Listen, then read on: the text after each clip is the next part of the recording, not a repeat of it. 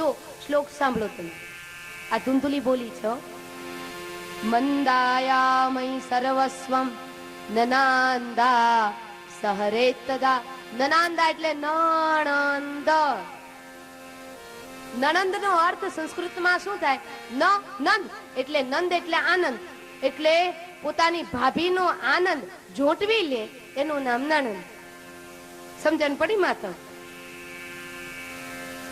વહુને જો વગોવી નાખે નણંદ જ વગોવી નાખે.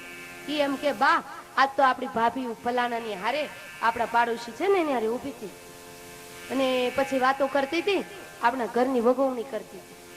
પછી એમાંથી પછી ચાલુ થાય પછી, અને પછી એમાંથી તો પછી ઘમાસાણ યુદ્ધ થાય, છેક ઘરવાળા સુધી પહોંચે, પછી તો ન થવાની થાય બધી.